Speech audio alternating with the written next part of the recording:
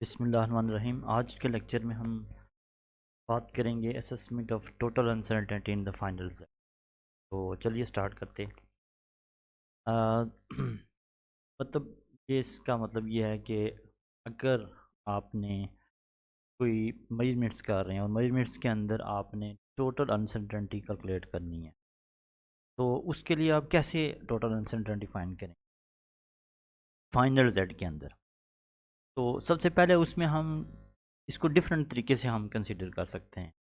यानी अगर total uncertainty आपने फाइंड आउट करनी है तो उसके लिए हम क्या करेंगे, हम ये करेंगे कि हम ये देखेंगे उसके अंदर मतलब उसमें डिफरेंट रूल्स हैं। तो उनमें सबसे पहला रूल जो है वो है कि अगर एडिशन या सब्ट्रैक्शन आ रही हो, यानी आप कैलकुलेशन में अगर एडिशन या सब्ट्रैक्शन आ रही है तो उसके लिए क्या रूल है। तो एडिशन या सब्ट्रैक्शन के लिए रूल है कि उसमें हम अब अब्सोल्यूट अनसर्टेनिटी ऐड करते हैं। Absolute uncertainty least count, absolute answer से मुराद होता है लीस्ट काउंट। आप क्या करेंगे कि लीस्ट काउंट को ऐड करेंगे, मतलब जो भी आपके पास वैल्यूज़ होगी उसके अंदर एब्सोल्यूट अनसर्टेनिटी होगी, उसको आपने क्या कर देना है, ऐड करेंगे तो टोटल अनसर्टेनिटी हमारे पास आ जाएगी। मिसाल के तौर पे हमारे पास डिस्टेंस x1 है जो कि है 10.5 प्लस माइनस 0.1। प्लस माइनस ये शो कर रहा है कि ये 10.5 में वैल्यू +1 ज़्यादा भी हो सकती है, उससे वैल्यू कम भी हो सकती है। सपोज करें हमने डिस्टेंस x1 मेजर किया और डिस्टेंस x2 हमने मेजर किया। दो पॉइंट से फॉर एग्जांपल एक पॉइंट ए है, इसका डिस्टेंस है 10.5 और एक पॉइंट बी है, इसका डिस्टेंस है 26.8। और जो पहले वाला पॉइंट है उसको हमने x1 डिस्टेंस कह दिया और सेकंड वाला पॉइंट उसका डिस्टेंस हमने x2 कह दिया। अब हमने ए से बी तक इन इन दोनों पॉइंट्स का आपस में डिस्टेंस फाइंड करना है x। तो डेफिनेटली x2 माइनस x1 होता है, distance x is equal to x2 minus x1। तो आप फाइंड करेंगे x2 की वैल्यू क्या है 26.8 सेंटीमीटर माइनस 10.5 सेंटीमीटर। तो यहाँ से आप कैलकुलेट करेंगे तो ये डिस्टेंस आ जाएगा 16.3 सेंटीमीटर। ये तो डिस्टेंस आ गया, लेकिन इसके साथ अब अनसर्टेनिटी भी। जो पहली रीडिंग थी जिसकी रीडिंग थी 10.5, इसके अंदर अनसर्टेनिटी है, एब्सोल्यूट अनसर्टेनिटी है 0.1, जो कि उस इंस्ट्रूमेंट का लीस्ट काउंट भी है। और जो सेकंड रीडिंग x2 है उसके अंदर अनसर्टेनिटी है 0.1। अब आपने total uncertainty x1 x2 measurement के अंदर कैसे फाइंड करेंगे। तो इसमें आपने ये करना है कि अनसर्टेनिटीज़ को ऐड कर देना है। अनसर्टेनिटी को ऐड करें तो हम ये कह सकते हैं 0.1 सेंटीमीटर प्लस कर देंगे 0.1 सेंटीमीटर। तो ऐड करेंगे तो ये आ जाएगा 0.2। इसका मतलब है उसके अंदर अनसर्टेनिटी प्लस माइनस 0.2 पर हो जाएगी।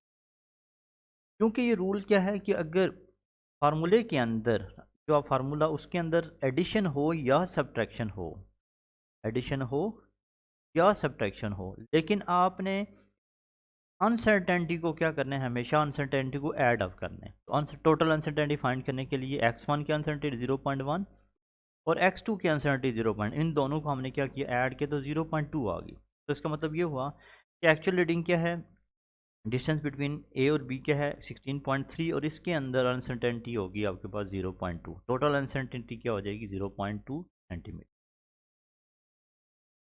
ओके, ठीक है। तो ये था हमारे पास कि अगर एडिशन या सब्ट्रैक्शन आ रही हो। अगर हम सपोज करते हैं कि हमारे पास फार्मूले के अंदर एडिशन सब्ट्रैक्शन के बजाय मल्टीप्लिकेशन या डिवीजन, तब कौन सा रूल है। उसके लिए हम ये चीज़ देखते हैं कि अगर एडिशन मल्टीप्लिकेशन या डिवीजन हो तो उसके लिए रूल है कि परसेंटेज अनसर्टेनिटी आपने ऐड कर। एब्सोल्यूट अनसर्टेनिटी तो लीस्ट काउंट होता है, तो परसेंटेज अनसर्टेनिटी पहले मालूम करेंगे और उस ऐड अप करेंगे, तब हमारे पास टोटल अनसर्टेनिटी। तो चलिए हम देखते हैं। सबसे पहले एग्जांपल एक कंसीडर करते हैं। हमारे पास वोल्टेज गिवन है, वोल्टेज या पोटेंशियल गिवन है जो कि 5.2 है और प्लस माइनस 0.1 वोल्ट इसके अंदर एब्सोल्यूट अनसर्टेनिटी है, एब्सोल्यूट सर्टेनिटी। और जो सेकंड रीडिंग है करंट की, इसके अंदर करंट के अंदर जो वैल्यू है 0.84 है और इसके अंदर अनसर्टेनिटी है 0.05, ये एब्सोल्यूट अनसर्टेनिटी। अब एब्सोल्यूट अनसर्टेनिटी या कह सकते हैं इसका लीस्ट काउंट भी आ जा सकता है। अब हमने क्या करना है, सबसे पहले परसेंटेज अनसर्टेनिटी मालूम करनी है। ठीक है, पहले सबसे पहले हमने अगर पोटेंशियल से हमने रेजिस्टेंस मालूम करनी है, तो रेजिस्टेंस का फार्मूला है हमारे पास R is equal to V over I. चूँकि वोल्ट इसके अंदर डिवीजन है, चूँकि यहाँ पे क्या यूज़ हो रहा है, डिवीजन यूज़ हो रहा है, तो हम क्या करेंगे, पहले इसको डिवाइड करते हैं। वैल्यू क्या है, वोल्टेज की वैल्यू क्या है 5.2, जो एक्चुअल वैल्यू है 5.2, और जो आपके पास करंट की वैल्यू क्या है 0.84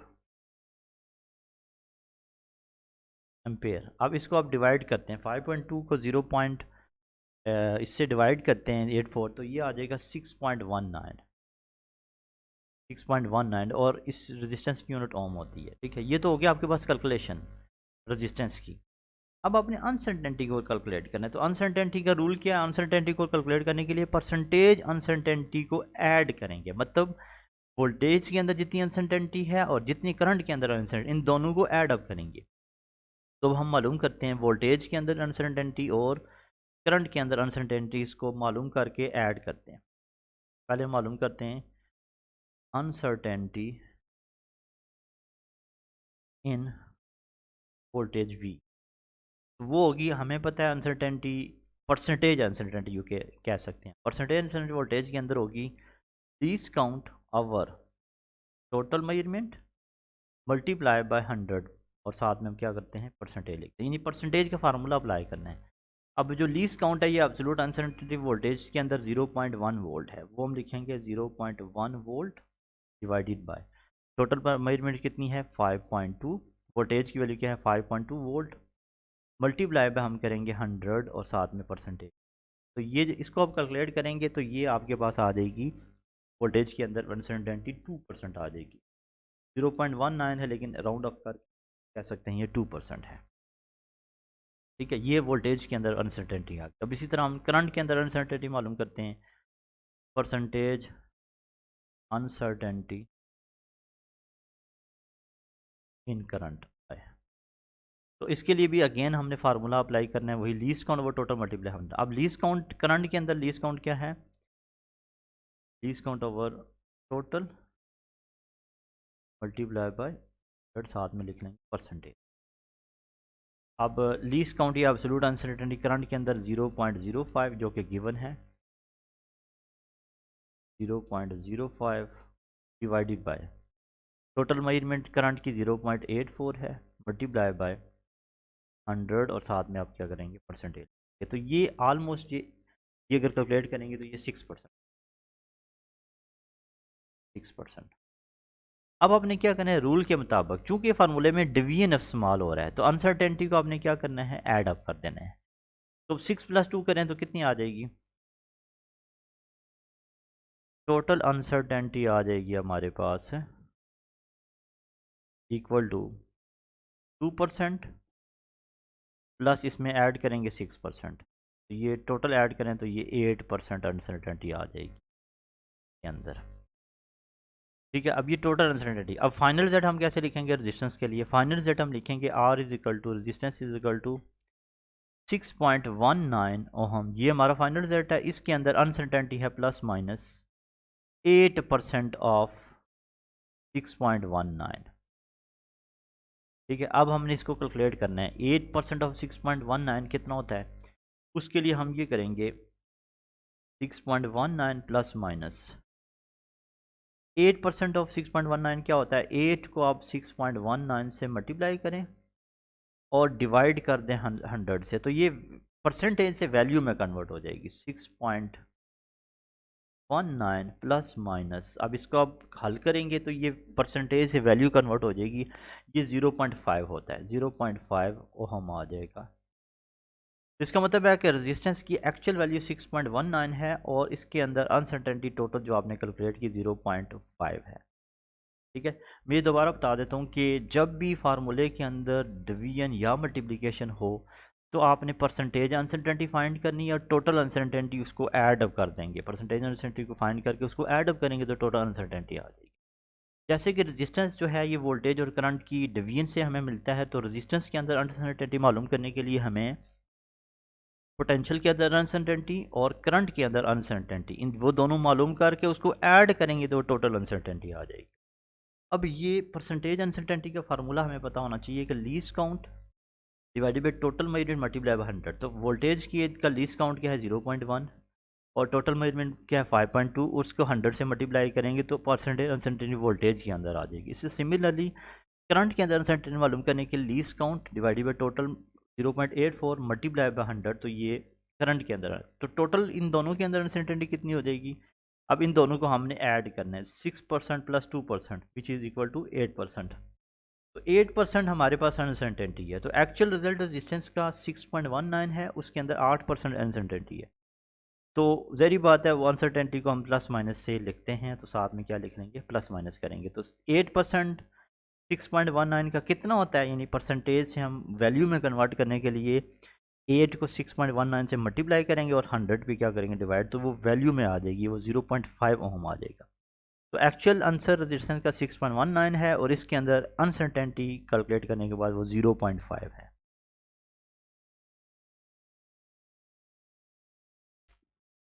अब हम बात करते हैं कि अगर पावर फैक्टर, अगर हमारे पास जो पावर आ रही हो, पावर में हम ये करेंगे कि हम उस पावर को, जो भी पावर होगी उसको हम परसेंटेज अनसर्टेनिटी से मल्टीप्लाई करेंगे। टोटल अनसर्टेनिटी फाइंड करने के लिए हम पावर को परसेंटेज अनसर्टेनिटी से मल्टीप्लाई करेंगे। अब इस रूल को थोड़ा सा डिटेल से समझें। सपोज करते हैं हम वॉल्यूम मेजर कर रहे हैं।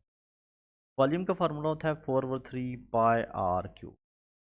हमने वॉल्यूम मेजर करना है। अब देखें आर का क्यूब यानी आर की पावर 3 आ रही है, तो हम ये करेंगे कि वॉल्यूम के अंदर अनसर्टेनिटी मालूम करने के लिए हम आर के अंदर अनसर्टेनिटी को 3 से मल्टीप्लाई करेंगे, तो वॉल्यूम के अंदर अनसर्टेनिटी। चलिए हम उसमें देखते हैं। सबसे पहले हमारे पास जो रीडिंग आर की वैल्यू है, आर की वैल्यू है 2.25 into 10 ⁻⁴ 2.25 into plus minus 0.0 plus minus 0.01 centimetre. सबसे पहले हम आर के अंदर परसेंटेज अनसर्टेनिटी मालूम करें। तो आर के अंदर हम परसेंटेज अनसर्टेनिटी मालूम करने के लिए परसेंटेज अनसर्टेनिटी इन आर, तो आर के अंदर अनसर्टेनिटी मालूम करने के लिए फार्मूला है least count over total multiply by 100, साथ में लिखें परसेंटेज। तो लीस्ट काउंट कितना है 0.01 सेंटीमीटर। टोटल मेजरमेंट कितनी है 2.25 सेंटीमीटर मल्टीप्लाई बाय 100 और साथ में परसेंट। तो अब इसको कैलकुलेट करेंगे तो ये ऑलमोस्ट आ जाएगी 0.4%। अब परसेंटेज आर के अंदर अनसर्टेनिटी को 0.4 से मल्टीप्लाई करेंगे तो वॉल्यूम के अंदर uncertainty, percentage uncertainty in volume V is equal to 0.4%। जो आर के अंदर, इसको हम 3 से, यानी इसका जो पावर थी 3 से मल्टीप्लाई करेंगे, 3 से मल्टीप्लाई करेंगे तो ये आ जाएगी 1.2। वॉल्यूम के अंदर अनसर्टेनिटी 1.2। अब हम वॉल्यूम की कैलकुलेशन करते हैं। तो सिंपल वॉल्यूम जो है हमारे पास 4/3 पाई की वैल्यू 3.14 है और आर क्यूब, आर का जो आंसर है वो एक्चुअल आंसर 2.25 है, 2.25 होल पावर 3। इसको आप कैलकुलेट करेंगे तो हमारे पास आंसर आ जाएगा इसका 47.689, और इसको राउंड ऑफ करें तो 47.689 ये लिख लेते हैं, 689 ये आ जाएगी सेंटीमीटर क्यूब। ये वॉल्यूम आ गया। अब इस वॉल्यूम को अगर हम इसके अंदर अनसर्टेनिटी देखें तो प्लस माइनस 1.2% है। Volume V equal to 47 point, इसको राउंड ऑफ कर लेते हैं 7, 47.7 प्लस माइनस 1.2% ऑफ 47.7। तो अब इसको मालूम करते हैं 47.7 47.7 plus minus 1.2% of 1.2% of 47.7 divided by 100, यानी ये वैल्यू की को हम परसेंटेज से वैल्यू में कन्वर्ट करने के लिए इसके अंदर कितनी अनसर्टेनिटी, तो उसको 1.2 से मल्टीप्लाई करते हैं, 47.7 प्लस माइनस, अब इसकी वैल्यू में कन्वर्ट हो जाएगी ये 0.6, तो इसका मतलब है वॉल्यूम के अंदर अनसर्टेनिटी 0.6 है। ओके, मैं दोबारा एक बात बता देता हूँ कि हमने वॉल्यूम मालूम करना था, वॉल्यूम के अंदर वॉल्यूम का फार्मूला होता है 403 पाई आर क्यूब, अब आर क्यूब की पावर 3 है। आपने ये करना है, वॉल्यूम के अंदर अनसर्टेनिटी मालूम करने के लिए आर के अंदर अनसर्टेनिटी परसेंटेज अनसर्टेनिटी मालूम करके उसको 3 से मल्टीप्लाई करेंगे, जो पावर है उससे मल्टीप्लाई करेंगे तो वॉल्यूम के अंदर अनसर्टेनिटी। एक्चुअल हमने वॉल्यूम की कैलकुलेशन की पाई और आर की वैल्यू पुट करके, जो कि 47.689 थी, और इसके अंदर अनसर्टेनिटी जो थी 1.2% ऑफ दैट वैल्यू 47.7। तो इन दोनों को आपस में मल्टीप्लाई करेंगे, यानी 1.2 को 47.7 से मल्टीप्लाई करके 100 से डिवाइड करेंगे तो वो परसेंटेज वैल्यू में कन्वर्ट हो जाए। उसके बाद है नंबर 4th पॉइंट, अगर आपके पास मेरी एक से ज़्यादा मेजरमेंट आ रही हूँ, ठीक है, उसके अंदर अनसर्टेनिटी आपने कैसे फाइंड आउट करनी है। उसके अंदर अनसर्टेनिटी मालूम करने के लिए हम ये करेंगे कि उन मीन डेविएशन की एवरेज वैल्यू निकाल लेते हैं। मीन डेविएशन की एवरेज वैल्यू निकाल लेंगे। फॉर एग्जांपल हमारे पास 6 रीडिंग्स हैं जो कि आपने स्क्रू गेज से मेजर। पहली रीडिंग जो थी 1.20 है पहली रीडिंग, सेकंड रीडिंग 1.22 है, थर्ड रीडिंग 1.23, फोर्थ रीडिंग 1.19 है, फिफ्थ रीडिंग 1.22 है, और सिक्स रीडिंग क्या है 1.21। ये 6 रीडिंग्स आपने स्क्रू गेज से मेजर की, और इसके अंदर आपने अनसर्टेनिटी मालूम करनी है, ठीक है। तो उसके लिए हम ये करेंगे कि इन 6 की 6 वैल्यू में पहले हम देखेंगे इसमें डेविएशन देखें कि कितनी डेविएशन मौजूद हैं इसके अंदर। मतलब जो रीडिंग आपने 1.2 से 20 से मेजर की, उसके अंदर डेविएशन थी 0.01, यानी उस इंस्ट्रूमेंट के अंदर जो डेविएशन है, या उस इंस्ट्रूमेंट के जो लीस्ट काउंट है, या उस इंस्ट्रूमेंट के अंदर हम ये कह सकते हैं उसके अंदर जो डेविएशंस थी या अनसर्टेनिटी वो 0.01 है। जो सेकंड रीडिंग है 1.22, इसके अंदर डेविएशन जो है 0.01 है। थर्ड रीडिंग के अंदर 1.23 एक्चुअल रीडिंग है, और इसके अंदर डेविएशन या अनसर्टेनिटी 0.0। फोर्थ रीडिंग के अंदर 0.02 अगेन है। फिफ्थ रीडिंग के अंदर 1.22 के अंदर डेविएशन जो है 0.01 है, और लास्ट वाली रीडिंग आपकी बिल्कुल एक्यूरेट है, इसमें कोई भी डेविएशन नहीं। अब आपने कैसे इसकी एवरेज निकालनी, इसका आसान तरीका, इसके 3 स्टेप्स हैं। उन 3 स्टेप्स को हम मालूम करेंगे। सबसे पहला स्टेप आपने ये करना है, जो आपकी एक्चुअल रीडिंग्स हैं, तो आपने रीडिंग कैलकुलेट की, जैसा कि आपने डायामीटर कैलकुलेट किया, ठीक है। जैसे कि आपने डायामीटर कैलकुलेट, तो ये डायामीटर की वैल्यू, इसकी एवरेज निकालनी है आपने। मीन इसको कह सकते हैं find the average value of the मयर्ड value यानी डायामीटर की जो वैल्यूज़ हैं उसको, उसकी एवरेज निकालने हैं आप। ओके, ये एवरेज निकालने का तरीका क्या होता है। एवरेज डायमीटर जो होगा वो हमें पता है कि sum of all value divided by number of value. Average diameter जो होगा वो इक्वल होगा sum of all values divided by total number of values. Sum of all values सबको ऐड करना है आप। 1.20 plus 1.2 plus plus 1.19 plus 1.2 plus 1.2, तो ये इसकी एवरेज वैल्यू हो जाएगी। तो डिवाइड करेंगे, कितनी रीडिंग्स थी, 6 रीडिंग्स हैं, 6 पे डिवाइड करेंगे तो एवरेज डायमीटर आ जाएगा आपके पास। इसको ऐड अप करने से हमारे पास क्या आ जाएगा, एवरेज डायमीटर आ जाएगा 1.21 मिलीमीटर। 1.21। पहला स्टेप हमारा कंप्लीट हुआ कि जो भी आपका डायमीटर है, जो भी आपकी रीडिंग्स हैं, उस मेजर्ड वैल्यू को आपने एवरेज निकालनी। स्टेप 2 आपने उसके अंदर डेविएशंस मालूम करनी है, और डेविएशंस हम यहाँ पे डेविएशन हमने फ़र्ज़ की है कि हमने अगर मालूम की 0.01 अब आपने ये करना है कि इस डेविएशन का भी मीन निकालना है, या इस डेविएशन का भी एवरेज निकालना है। जिस तरह आपने वैल्यूज़ का एवरेज निकाला, इसी तरह इन डेविएशंस का भी आप एवरेज निकालेंगे, ठीक है। तो एवरी डायमीटर जो होगा, एवरी डेविएशन जो होगी वो हमारे पास होगी, तो हम कैलकुलेट करते हैं। ओके, अब एवरेज जो है डेविएशन वो करेंगे, average deviation. Okay, average deviation के लिए हम इस वैल्यू का सम निकालेंगे, sum of all value, sum 0.01 plus 0.01 plus sum of all values 0.02 plus 0.02 plus 0.01 and plus 0। इस सब तमाम वैल्यूज़ को आपने ऐड करके 6 पे डिवाइड करें तो ये मीन आपके पास डेविएशन, यानी उसमें मीन डेविएशन जो है वो हमारे पास जो है वो कैलकुलेट करेंगे तो वो आ जाएगा 0.01 मिली वन।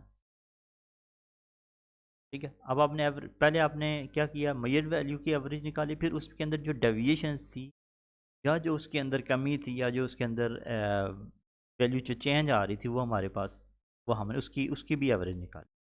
तो फाइनल डायमीटर क्या होगा, एक्चुअल वैल्यू क्या है 1.21, ये आपके पास डायमीटर की वैल्यू है। इसके अंदर अनसर्टेनिटी या इसके अंदर जो डेविएशन की वो वैल्यू थी 0.0, तो आप प्लस माइनस के साथ लिख, तो ये मीन या एवरेज उसका हो जाएगा। लास्ट हमारे पास, अगर हमारे पास टाइम कोई ऐसा एक्सपेरिमेंट जिसमें टाइम यूज़ हो रहा है, जिसमें स्टॉप वॉच, जैसे कि स्टॉप वॉच है, जैसे कि स्टॉप वॉच यूज़ हो, ठीक है, तो टाइम उस तरह के एक्सपेरिमेंट के अंदर आप कैसे अनसर्टेनिटी को मालूम करेंगे, तो उस तरह के एक्सपेरिमेंट के अंदर अनसर्टेनिटी मालूम करने के लिए आपने ये करना है कि जो अनसर्टेनिटी टाइमिंग एक्सपेरिमेंट के अंदर होगी उसको कैलकुलेट करने के लिए हमने जो स्टॉप वॉच है उसका लीस्ट काउंट को नंबर ऑफ वाइब्रेशन से डिवाइड करेंगे।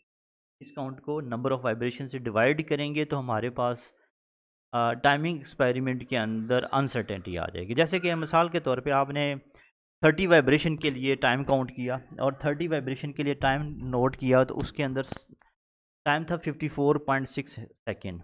यानी जैसे कि स्टॉप वॉच की सिंपल पेंडुलम की बात करें, सिंपल पेंडुलम एक ऐसी डिवाइस होती है, ऐसा इंस्ट्रूमेंट, एक बॉल को हम रस्सी के साथ बांधते हैं और उसको हम मूव करवाते हैं, तो उसको सिंपल पेंडुलम कहते हैं। अब इसके अंदर आपने टाइम नोट किया वो था 54.6 सेकेंड। जिस स्टॉप वॉच से मेजर किया उसका जो लीस्ट काउंट था 0.1 सेकेंड था, और आपने 30 वाइब्रेशन के लिए वो टाइम नोट किया।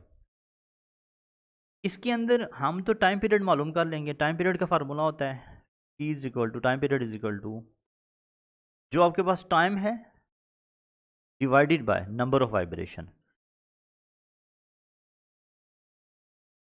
ओके, यानी मीन जो टोटल टाइम होता है उसको नंबर ऑफ वाइब्रेशन डिवाइड करें तो टाइम पीरियड आ जाता है। टाइम पीरियड होता है टाइम फॉर सिंगल वाइब्रेशन या टाइम फॉर वन वाइब्रेशन। तो टोटल टाइम कितना है 54.6 second divided by number of vibration 30। इसके अंदर जो टाइम पीरियड की वैल्यू है वो आ जाएगी 1.82 second.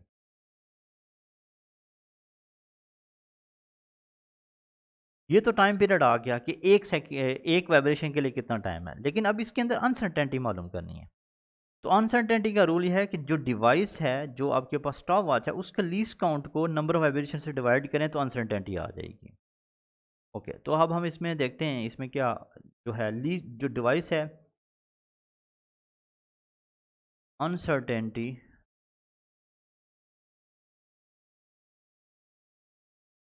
In time is equal to जो लीस्ट काउंट है डिवाइस का divided by number of vibrations. तो लीस्ट काउंट जो है वो कितना है इस डिवाइस का 0.1, यानी स्टॉप वॉच का लीस्ट काउंट 0.1 सेकेंड है और नंबर ऑफ वाइब्रेशन 30 है। तो ये इसके अंदर अनसर्टेनिटी आ जाएगी जो कि इसका 0.003 सेकेंड आता है, 0.00 सेकेंड। तो एक्चुअल वैल्यू जो है टाइम पीरियड की वो क्या है 1.82 है, 1.82 सेकेंड है, और इसके साथ जो एरर है, जो अनसर्टेनिटी है, वो 0.00 सेकेंड है। तो ये था टाइम पीरियड टाइमिंग एक्सपेरिमेंट के अंदर। तो मैं दोबारा रिवाइज करता हूँ कि जब भी आपके पास ऐसा एक्सपेरिमेंट जिसमें स्टॉप वॉच यूज़ हो रही है, जिसमें टाइम यूज़ हो रहा है, आपने उसके टाइम मेजरमेंट्स के लिए आपने क्या करना है, टाइम पीरियड अगर नोट करना है तो टाइम को नंबर ऑफ वाइब्रेशन से डिवाइड करेंगे तो हमारे पास टाइम पीरियड आ जाएगा जो 1 सेकंड के लिए, सॉरी 1 वाइब्रेशन के लिए जो टाइम होता है 1.82 जो है, इससे मुराद क्या है 1.82 सेकंड टाइम पीरियड। इसके मुराद ये है कि एक वाइब्रेशन के लिए इतना टाइम यूज़ हो रहा है 1.82 सेकंड। लेकिन इसके अंदर अनसर्टेनिटी क्या होगी, उसके लिए आपने क्या करना है, लीस्ट काउंट को, जो डिवाइस है उसके लीस्ट काउंट को नंबर ऑफ वाइब्रेशन से डिवाइड करेंगे तो हमारे पास उस टाइम के अंदर जो एरर आ रहा है, जो उसके अंदर अनसर्टेनिटी आ रही है, वो हमारे पास आ जाएगी। जैसे 0.1 सेकंड को 30 से डिवाइड किया तो 0.003। तो एक्चुअल रीडिंग टाइम पीरियड की 1.82 है, लेकिन इसके अंदर अनसर्टेनिटी 0.003। तो ये था हमारा आज का टॉपिक। इसके अंदर हमने ये चीज़ देखा कि अगर